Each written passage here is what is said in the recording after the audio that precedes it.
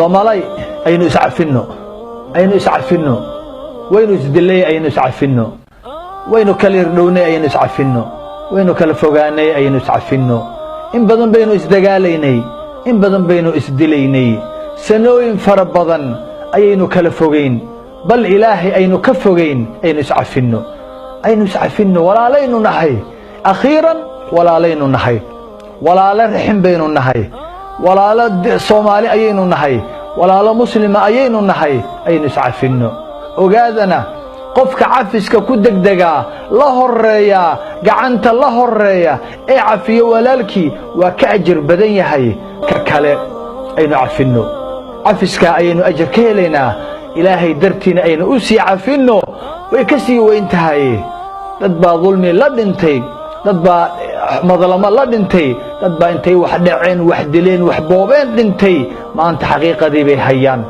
عقوبتي با maanta haysata waxay ku shalaynayaan alla yaa naceliya adduunkiino celiya aynu bari ka soo noqonno aynu maarkay cafis weydiisano walaalo war dadka maanta ma soo noqon karaan annaga u joogno u nool ilaahay ajr aynu kaga raadsano aynu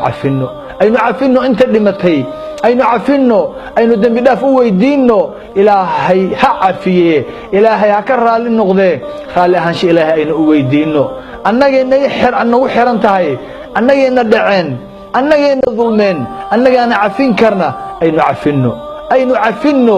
cafino ilaahay ha cafiye aynu cafino wad ogsoontihiin jannada waxa lagu galo ugu horeeya oo ugu weyn waa ugu fudud waa laabto la xaaro laabto wanaag laga buuxiyo laabto dadka xiqdiga iyo xasidka xumida looga saaro laabta aynu nadiifino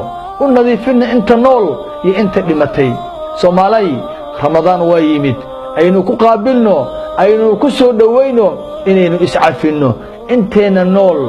aynu iscafino inta dhimatayna inaynu cafino cafiskaas shay muhiim ah